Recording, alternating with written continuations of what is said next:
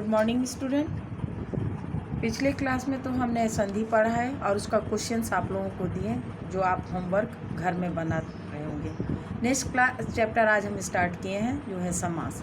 तो समास में हमको क्या क्या पढ़ना है वो हम बता दें कि समास है क्या, समास विग्रह कैसे किया जाता है, समास के कितने भेद होते हैं, समास के कितने भेद होते हैं, तो प्रत्येक भेद के बारे में हम पूरी जानकारी लेंगे। तो समास के मुख्यतः 4 भेद होते हैं जिसमें तत्पुरुष, कर्मधारय, तत्पुरुष के 2 रूप कर्मधारय, द्विगु, द्वंद्व समास, बहुब्रीहि समास और अव्ययी भाव समास। तो तत्पुरुष समास को विभक्ति समास भी कहते हैं जिसका कि हमने पिछले क्लास में पढ़ा दिया है और जो शेष है उसका शेष भाग हम आज अभी बता रहे हैं। तो शेष भाग में हमारा पंचमी तत्पुरुष, चतुर्थी तत्पुरुष तक हम पढ़ा चुके थे।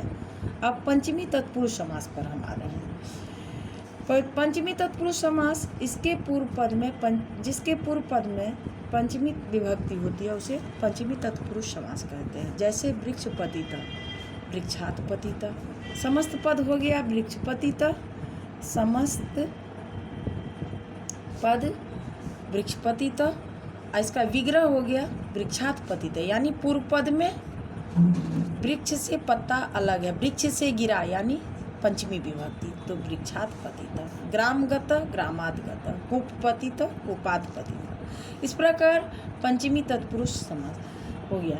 षष्ठी तत्पुरुष समास जिसके पूर्व पद में षष्ठी विभक्ति होती है उसे षष्ठी तत्पुरुष समास कहते हैं। जैसे राज्य पुरुष, राजा का की का चिन्ह षष्ठी में होता है, इसलिए राज पूर्व पद राज में राजन शब्द से राज्ञ बनता है, इसलिए राज्ञ पुरुष।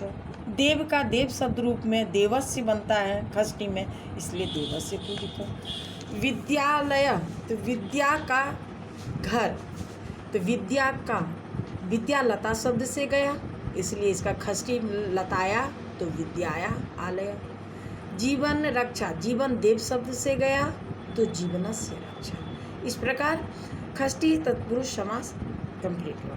नेक्स्ट हम जाते हैं सप्तमी तत्पुरुष समास क्योंकि तत्पुरुष समास को विभक्ति समास भी कहते हैं, इसलिए इसको हर विभक्ति में इसका प्रयोग होता है। तो सप्तमी में कुछ एक्सेप्शनल है जो हमारे उत्तर पद में अगर आएगा तो हमको पूर्व पद में आराम से उसकी विभक्ति हम लगा लेंगे अपने मन जो पढ़े हुए कारक के चिन्ह के आधार पर। तो सप्तमी तत्पुरुष में क्या क्या आता है, तो निपुण, गुण, चतुर, प्रवीण, कुशल, श्रेष्ठ, पटु, मग्न इत्यादि शब्द जो होता है ये सप्तमी विभक्ति इसमें आती है। इसके उत्तर पद में अगर ये शब्द जहाँ भी होगा उसके पूर्व पद में सप्तमी विभक्ति आगमन के लगेगा। जैसे जिसके पूर्व पद में सप्तमी विभक्ति होती है उसे सप्तमी तत्पुरुष समास कहते हैं। जैसे कार्य निपुण, कार्येषु निपुण, क्योंकि कार्य देव से गया तो कार्यों में निपुण। में सप्तमी विभक्ति का अर्थ है में का इसमें चिन्ह आता है। इसके कुछ उदाहरण है संस्कृत प्रवीण, पठन कुशल, जलमग्न। तो ये प्रवीण, कुशल और मग्न ये एक्सेप्शनल है। इसके पूर्व पद में ये पूर्व पद हुआ, इसमें षष्ठी विभक्ति सप्तमी विभक्ति लगी थी। तो संस्कृत आ रहा है तो देव से जाएगा, संस्कृति प्रवीण बन गया समस्त।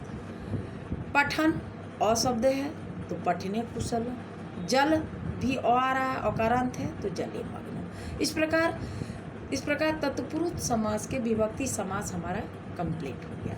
तो हम समास में जो फर्स्ट पीरियोडिक में हमको जो देना है जितना पढ़ना है, तो समास किसे कहते हैं, समास विग्रह क्या है, समास के कितने भेद हैं, तो अन्य भेद के बारे में हम नहीं बताएंगे अभी, सिर्फ एक भेद ही आप अभी फ़िलहाल पढ़िएगा घर में और उस पर से हमने ये इसका क्वेश्चन तैयार किए हैं जो आप घर बैठ के बनाइएगा। तो समास किसे कहते हैं, पहला क्वेश्चन है हमारा समास किसे कहते हैं, इसके कितने भेद हैं उसके नाम लिखें। ठीक। दूसरा क्वेश्चन है तत्पुरुष समास के कुछ समस्त पद दिए गए हैं, इन समास का समास विग्रह करें। जैसे श्रवण कुशल, व्यापार पटु, क्रीड़ा क्षेत्र, विद्यालय, वृक्षपतितः, चोरभयं धर्मवष्ट प्राक्शाला सर्वसुखम धनलोभ हरित्रात शरणागत रामश्रित सुखयुक्त धनहीन इति।